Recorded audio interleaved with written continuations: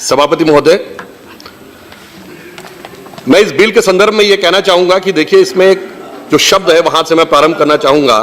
उन्होंने लिखा है the spending limits will promote open public visible expenditure and induce honest reporting. अब visibility की जब बात आती है और ऑनेस्ट रिपोर्टिंग की बात आती है, अगर किसी के पास बहुत प्रचुर मात्रा में धन हो तो आज के जमाने में हम सब जानते हैं कि मार्केटिंग, डिस्प्ले और इस अनेक प्रकार की प्रक्रियाओं के द्वारा विजिबिलिटी बढ़ाई जा सकती है। आप कल्पना करिए कि जिस प्रकार के मार्केटिंग के दौर में हम चल रहे हैं, अगर किसी के पास अपरिमित धन हो खर्च करने को, तो क्या उसकी विजिबिलिटी में अंतर नहीं होगा? मैं ध्यान दिलाना चाहता हूं माननीय सदस्यों का कि मैनेजमेंट में एक थ्योरी होती है जिसे कहते हैं AIDA theory, AIDA, A for acquired attention, create interest, develop desire. अब अगर आप कल्पना करें कि एक सामान्य कैंडिडेट और एक के ऊपर कोई लिमिट ही नहीं होगी, वो किस तरीके का अटेंशन, किस तरीके का इंटरेस्ट और कैसी कैसी डिजायर पैदा करेगा, क्या यह लोकतंत्र के उन मूल्यों के अनुरूप होगा जहां समान रूप से प्रतिस्पर्धा की अनुमति होनी चाहिए? फिर भी यदि किसी के मन में बात आती है कि धन की लिमिट नहीं होनी चाहिए, तो अभी हमारे निषाद जी ये कह रहे थे कि एक समय था जब बड़े लोग, पैसे वाले, प्रभावशाली लोग ही राजनीति में आते थे। आज समाज के हर तबकों से लोग आते हैं, परंतु मैं इसे एक संयोग कहूं या विडंबना कहूं कि सबसे ज्यादा आर्थिक दृष्टि से संपन्न लोग आपको उन पार्टियों में मिलेंगे जो अपने को वंचित और शोषितों के स्वयंभू मसीहा कहते हैं। सबसे ज्यादा तेजी से 100 करोड़ करोड़ों के मालिक होते हुए आपको उन पार्टियों में दिखेंगे जो कोई किसान मजदूर की बात कहता था, तो कोई गरीब गुरबा की बात कहता था, तो कोई वंचित शोषित की बात कहता था। तो यह भी देखना होगा, इसमें मैं उनकी गलती भी नहीं मानता है। जैसा इंटरेस्ट, जैसी डिजायर, वैसी डिजायर क्रिएट हो जाती है। इसलिए हमारा यह मानना है कि इस प्रकार का विधेयक संविधान की मूल भावना के अनुरूप नहीं है। और मैं अधिक समय न लेते हुए सिर्फ यह कहना चाहूंगा, यह उस पार्टी की तरफ से आ रहा है जहां कभी प्रधानमंत्री लाल बहादुर शास्त्री जी होते थे, जिनके बारे में हम लोगों ने पढ़ा था कि उनके कुर्ते में पैबंद लगा था, तो उन्होंने अपने सचिव से यह कहा था कि कोट के नीचे छुप जाएगा। हमारे देश के 2/3 लोगों को तो यह कुर्ता भी नहीं मिलता है।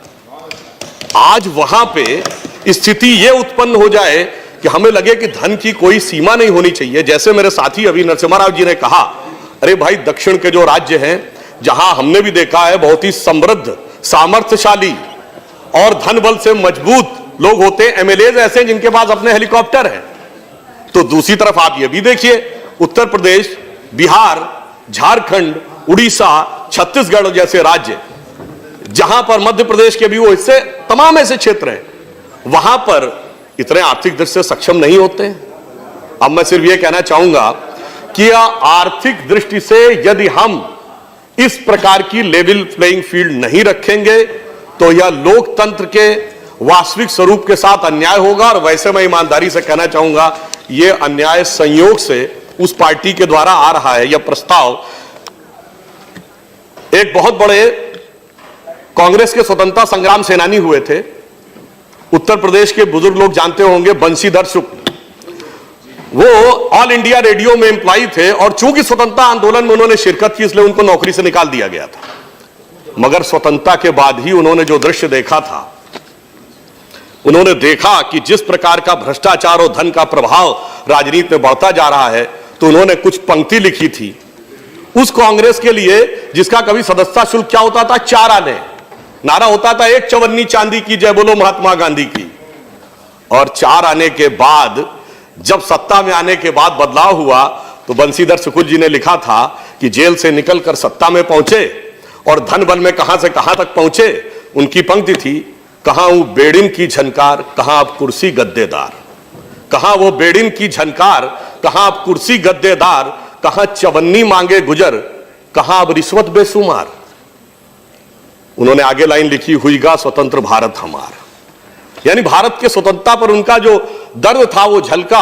और उसके आगे उन्होंने लिखा कि ऐसी स्वतंत्रता आई है कि कॉलेज की सब खिड़की स्वतंत्र, टीचर लड़का लड़की स्वतंत्र, हाकिम स्वतंत्र, हरहा स्वतंत्र, गलियार घूर चरहा स्वतंत्र, परतंत्र हुए ईमानदार, हुईगा स्वतंत्र भारत हमारा। इसलिए मैं कहता हूं यह भावना मत आने दीजिए। और हम उस पार्टी से आते हैं जहां दो प्रधानमंत्री ऐसे आए जिन्होंने प्रचारक जीवन लिया था, सब कुछ संपत्ति छोड़ दी थी, एक पैसा भी अपना नहीं था, और वहां से शून्य से उठाकर शिखर तक पहुंचे। राजनीति की अस्वस्थ परंपरा। और हमारे यहां तो सदैव से त्यागी, बैरागी, सन्यासी, फकीर की इज्जत ज्यादा होती है, उसकी इज्जत नहीं होती जिसने ज्यादा पैसा कमाया। मान्यवर, आजादी के समय शहर का सबसे पैसे वाला आदमी और शहर का सबसे इज्जतदार आदमी दो अलग अलग लोग होते थे। इसलिए यह समझ लीजिए कि मैं सिर्फ यह कहना चाहूंगा, सबसे आगे वो पहुंचता है जो सब कुछ छोड़ देता है, सब कुछ पाकर नहीं पहुंचता है। तो इसलिए मैं अंत में सिर्फ यह कह के बात समाप्त करूंगा, इस विधेयक का मैं विरोध करते हुए कि यह संविधान की मूल भावना, भारतीय समाज की मूल भावना, भारतीय समाज की परंपरा और स्वतंत्रता आंदोलन की परंपरा की मूल भावना के पूरी तरह विरोध में है। यह पंक्ति कह के समाप्त करता हूं, न तख्त तो ताज में न लश्कर सिपाह में है, जो बात कलंदर के बारगाह में है, और जो दिल से देखता है तू बस है वही दुनिया, वो संग खिश्त नहीं जो तेरी निगाह में है। और आगे है, हर मुकाम से आगे मुकाम है उसका, जो बदगुमा अभी आवारगी की राह में है। धन्यवाद। धन्यवाद।